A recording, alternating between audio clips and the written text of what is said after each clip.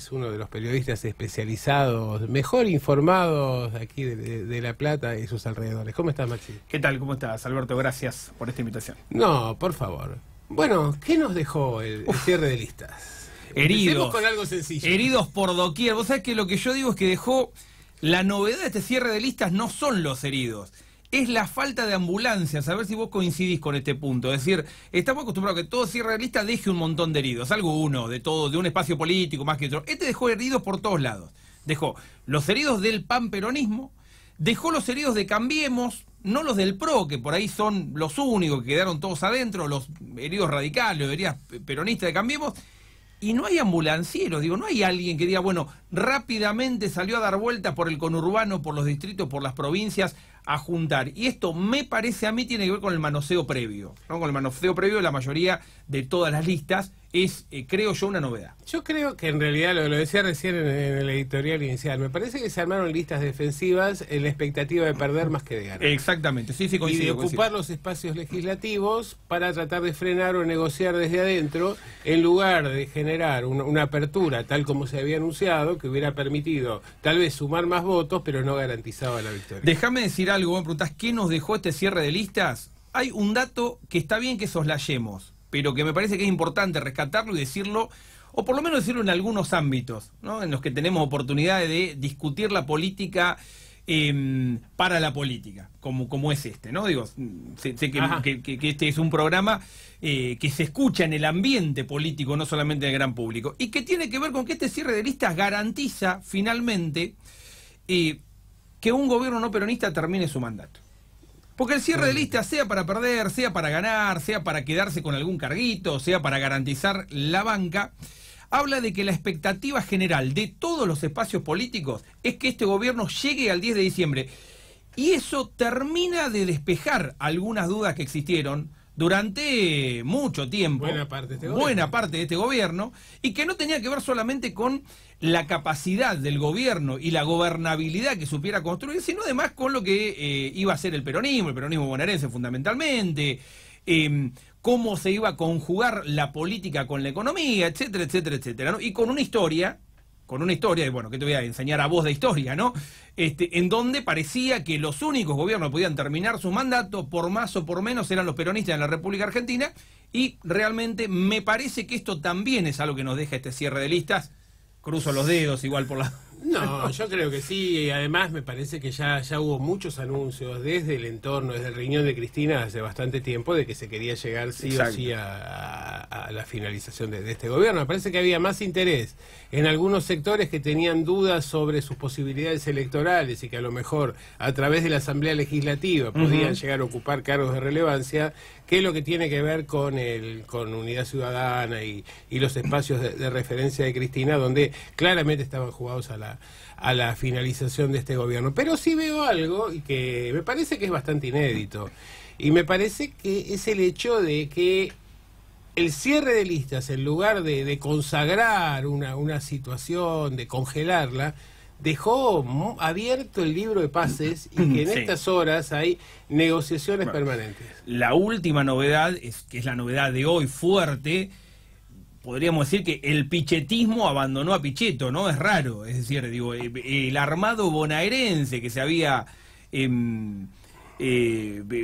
que intentaba sostener en realidad, porque nunca se terminó de consolidar, digo, porque fue una pata de Alternativa Federal, después intentó ser del labañismo, básicamente es parte del dualdismo residual que se había broquelado atrás de la figura de Miguel Ángel Pichetto, y que aspiraba a que esta llegada, este acuerdo, que termina de confirmarse en realidad que es un acuerdo personal y no partidario del senador rionegrino, por lo menos me da esa impresión, les granjeara al menos algunos espacios, ¿no? Y la verdad que, salvo por el caso de Claudia Rucci, ahí en un lugar expectante, después en realidad se quedaron con las manos vacías en la mayoría de las secciones, y creería que en masa están dando el portazo en estos momentos. Y es un dato. El problema del pichetismo aquí me parece que es que, efectivamente, ante la necesidad que tenía Cambiemos de garantizar lugar para los propios, la otra gran ganadora que la dejé olvidada en la editorial fue Lilita Carrió. Lilita Carrió, ¿no? Totalmente. Es decir, cuando Lilita no habla es porque las cosas le van bien. Y efectivamente es una excelente negociación donde está totalmente sobre representada en las listas.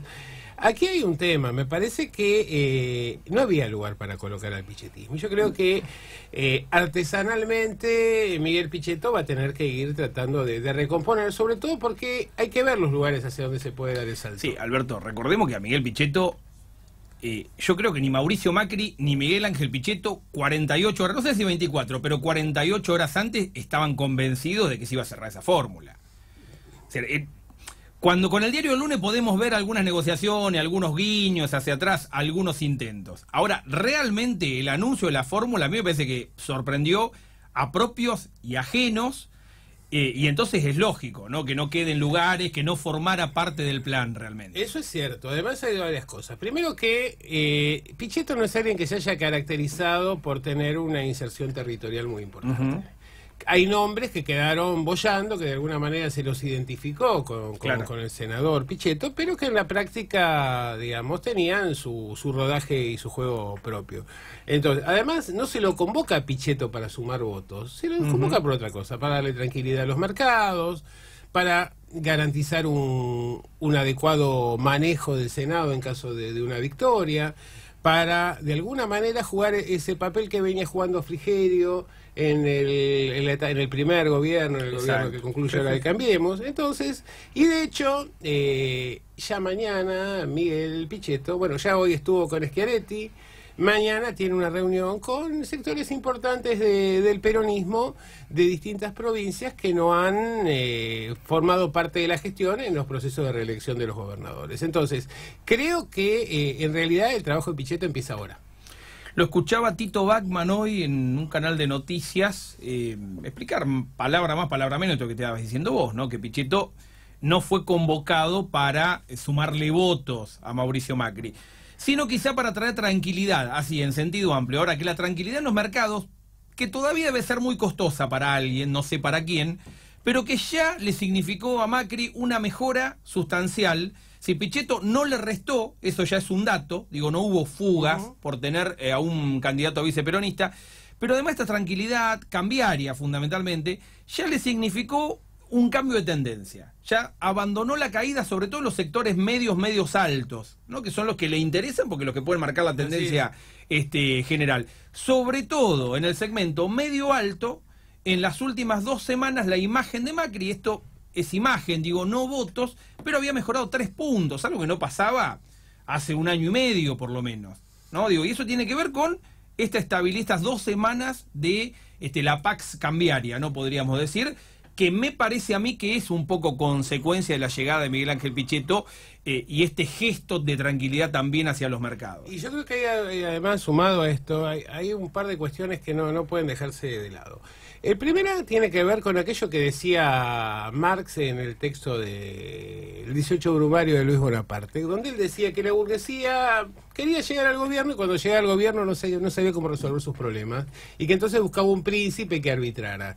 Me parece que en Cambiemos lo que ocurría era que las declaraciones internas, cruzadas, jugaban en contra del espacio político, de alguna manera daban la idea de un fin de ciclo y demás, y les ordenó la interna, que esto es fundamental, del hecho de que no sea nadie ni del riñón de Lilita, ni un radical, ni un pro, sino que sea alguien que viene de afuera, al cual se lo convoca en términos personales y por su experticia y su habilidad para la negociación política, para la negociación con la justicia y demás, da una garantía de estabilidad, sobre todo cuando se está dispuesto a darle a los sectores de más peso todo aquello que piden. Por esto se hizo este reparto de listas. Por eso cuando algunos ven un fracaso inicial o un corrimiento al costado de Pichetto por no haber podido, digamos, mojar en este reparto, yo creo lo inverso. Me parece que fracaso tal vez o falta de reconocimiento lo podemos ver por el lado de Frigerio, por el lado de Monzó, por el lado de Lipovetsky, por personas que realmente se jugaron por esta propuesta y quedaron marginados. Me parece, yo por eso decía que es el pichetismo y no Pichetto el que fracasa, ¿no? Que lo que hubo es una sobrecarga de expectativas de aquellos que vieron un acuerdo político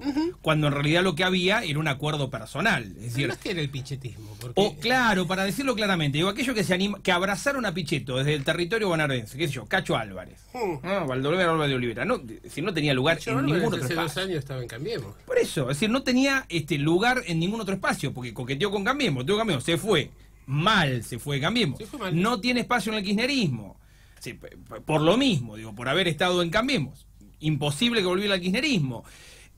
Por haber continuado con Pichetto, no tenía lugar en Alternativa Federal, es decir, la expectativa de mojar, como decías vos, tenía que ver con seguir abrazado a Pichetto, es decir, la expectativa era de Cacho Álvarez, no de Miguel Ángel Pichetto.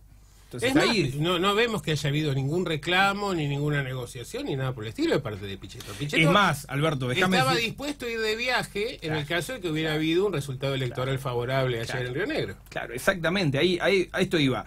Miguel Ángel Pichetto, que no podía renovar en su provincia, que yo siempre creí que en realidad el lanzamiento de su candidatura presidencial formaba parte de una estrategia para instalarse desde la provincia de Buenos Aires. Yo siempre me imaginé que la búsqueda de Pichetto en este quiebre territorial que hubo, donde hoy ya cualquier es candidato por cualquier provincia y no importa absolutamente nada, más allá de lo que digan las leyes, siempre creí que la intención final de Miguel Ángel Pichetto era buscar una senaduría por la provincia de Buenos Aires en un futuro. ¿No? Digo, nunca vi... nunca creí consistente su candidatura a presidente, ¿no? Con lo cual también me parece que hubo una mala lectura de aquellos que lo siguieron en ver un proyecto político consistente detrás de su figura. Sí, yo creo que no, pero me parece que ahora ya queda claro esto. Yo creo que el parteaguas está bastante claro. Me parece que tendríamos que ver cómo ha quedado el mapa del otro lado, porque en realidad, tanto desde el espacio de Frente con Todes, como en el espacio de el consenso federal, tampoco las aguas están precisamente quietas, y muchos auspician o llaman la atención respecto del fuego amigo que se encendió en 2015 y que podría tener una réplica en lo inmediato. Pero vamos a hacer un pequeño corte y dejamos el suspenso respecto